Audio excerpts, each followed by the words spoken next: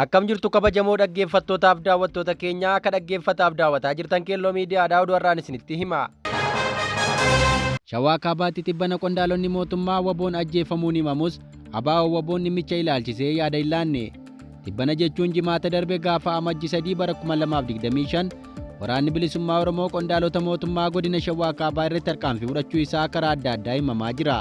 Tarkaanfii jedhame kanaan qondaalonni mootummaa sadarkaa godinaatti hoogganummaa irra jiran ajjeefamuu isaaniitu himama. Haleellaa kanaan namoonni 5 lubbuu dhabuu isaaniis marsaa miidiyaa hawaasaan qoodameera.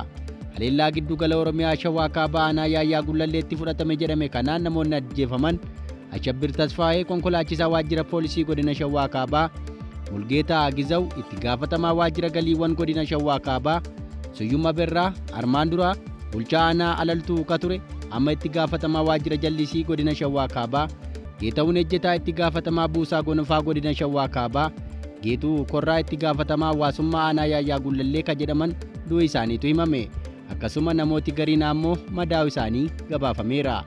Waan haleellaa jimaata darbee Shawaa Kaabaa Yaayyaa Gullalleetti ta'e jedhame kana gama mootummaanis ta'e waraana bilisummaa Oromoo yaadni laatame hin jiru.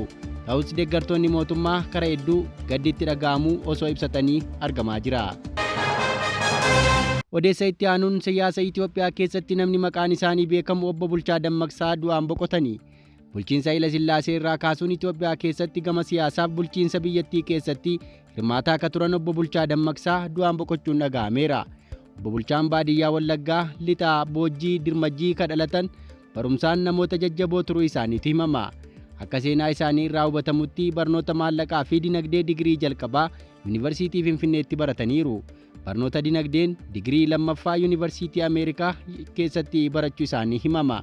Bara mootummaa Haayile Sillaasee ministeera maallaqaa ta'uun hojjetaniiru. Boodarra baankii addunyaatti bakka bu'aa Itoophiyaa ta'uun tajaajilanii jiru. UN keessattis dalagaa turuu isaanii ibsameera. Bara 1991 gara biyyaa deebi'uun siyaasaa fi dinagdee biyya kanaa keessatti hirmaannaa godhaniiru. Bara 1994 baankii guddicha Awaash hundeessuu keessatti ga'ee ba'ataniiru. Paartii mormituu karaa nagaa qabsaa'u Waafidoo hundeessuun falmii gaggeessaa turaniiru. Boodarra gamtaa Madirak dabalamaniiru. Achiis paartii Piroofeesar Mararaa waliin walitti dabalamuun KFO ijaaranii jiru. Miseensa paarlaamaa ta'uun uummata bakka bu'anii tajaajilaniiru. Kanaanis Mallas Zeenaawii waliin mormuun haalaan beekamaa turan. Afaan Oromoo akka paarlaamaa keessatti dubbatamu ittiin baratamu nama hedduu qabsaa'an yoo ta'u, bara namni afaan Oromoon dubbachuu saalfatutti paarlaamaa keessatti afaan Oromoo dubbachuun isaaniin beekamu. Gameessi siyaasaa kun har'a du'aan boqochuu isaanii Keelloo Miidiyaan gaddatti dhaga'ame ibsata. Maatii fi firoota isaaniif jajjabina hawwina. Odeessa itti aanuun ministeerri dhimma alaa Somaaliilaand beekamtii argachuuf jennee Siyool hin seennu jechuun dhimma waliigaltee Somaaliilaandii fi Itoophiyaa ilaalchisuun yaada kennani. Ministeerri dhimma alaa Somaaliilaand haaraan waliigaltee wal hubannoo Itoophiyaa fi bulchiinsi isaanii taasisan wantoota ifa hin taane sababii qabuufan morme jechuun dubbatanii. Ministeerri dhimma alaa Somaaliilaand obbo Abdirrahmaan Daahin Adan beekamtii argachuuf waan dandeenyu hundanii raawwannaa, garuu ammoo beekamtii argachuuf jecha gara Siyoolitti ni mallu, uummata keenyas hin miinu jechuun dubbatanii. Hangaan kun haasaa dilbata kaleessaa amajjii 5 bara 2024 paarlaamaa irratti gaaffii koree dhimmoota alaatiin dhiyaateef deebii wayita kennanitti waliigaltee Itoophiyaa fi Somaaliilaand taasisan irratti dhimmoonni ifa hin taane sababii jiraniif jecha akka morman dubbataniiru. Waliigaltee wal hubannoo Itoophiyaan akka ulaa galaanaa argattuu fi isaan booda ammoo Itoophiyaan Somaaliilaandiif beekamtii akka kennitu taasisa jedhames amajjii 1 bara 2024 mallatteeffame. Waliigalticha kan mallatteessan pirezidaantii duraanii Somaaliilaand Musee Biihii fi mootummaan Itoophiyaa waliigalticha ilaalchisee ka dubbatan kan waliin simnedha jechuun waliigaltichi iftoominni akka irratu kaasu Abdurrahmaan Daahir Adar. Ministirichi waliigalticha mormaa akka turan kaasuun Itoophiyaan ulaa galaanaa argachuudhaaf dhimmi beekamtii kan isaan booda itti yaannudha jedhan. Bakkeen Somaaliilaandiif beekamtii ni kennina jetti jedhame hin jiru jechuun paarlaamaa irratti dubbii taasisaniin ibsaniiru. Itoophiyaan Somaaliilaand kan walabummaa ishee labsite garuu beekamtii idil addunyaa hin argatin waliin ulaa galaanaa dheerina kiiloomeetira 20 haguuguu argachuuf waliigaltee mallatteessuun ni yaadatama.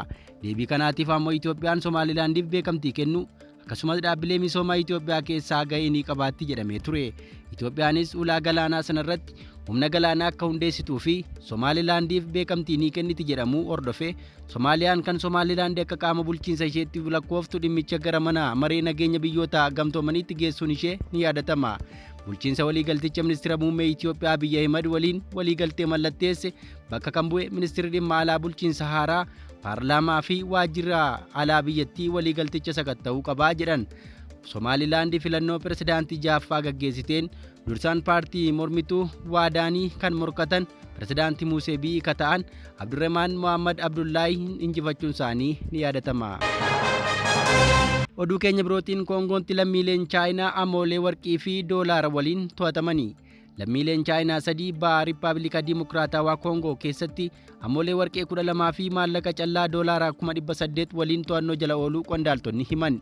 Warqee fi maallaqni kun teessuma konkolaataa ittiin imalaa turan jalaa dhokatee akka ture bulchaan bulchiinsaa Kiivuu Jinjaakus Puruus himan. Dhiyeenya kana gareen lammiilee Chaayinaa gara biraa naannoo sanatti albuuda warqee seeraan alaa baasuun himataman erga gadhiifamaniin booda opereeshiniin namoota kanneen to'annaa jala oolchuuf hojjetamaa ture dhoksaadhaan kan eegamu ta'uu himan. Baha Riippaabilika Dimokiraatawaa Koongoon kuufama warqee, diyaamandii fi albuuda baatirii bilbilaa harkaa fi konkolaattota elektirikii hojjechuuf oolu baay'ee qaba. Qabeenyi albuudaa kun bara kolonii irraa eegalee gareewwan biyya alagaatiin kan saamamaa ture yoo ta'u, waggoota 30 darbaniif naannichi tasgabbii dhabuun akka rakkachaa ture sababoota gurguddoo keessaa isa tokkodha. Gareen milishaa baha Riippaabilika Koongoo keessatti albuuda hedduu ka to'atan yoo ta'u, hooggantoonni isaanii dallaalaatti gurguruun sooreyyii ta'aniiru.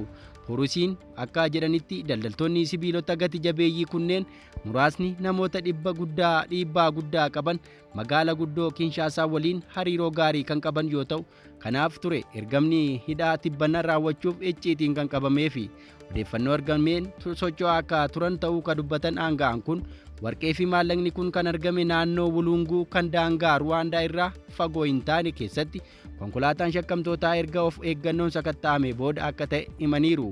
Ji'a darbe bulchaan kun gaazexeessotaaf akka ibsanitti lammiilee Chaayinaa 17 kanneen albuuda warqee karaa seeraan alaa baasaa turan jedhamuun to'annoo jala oolan bilisa ba'anii gara Chaayinaatti akka deebi'an hayyamamuu isaanii dhaga'utti akka rifate himanii ture. Adeemsi kunis damee albuuda Riippaabilika Koongoo keessatti maqaa gaarii hin qabne qulqulleessuuf tattaaffii taasifamaa jiru ka gufachiisu ta'uu dubbataniiru.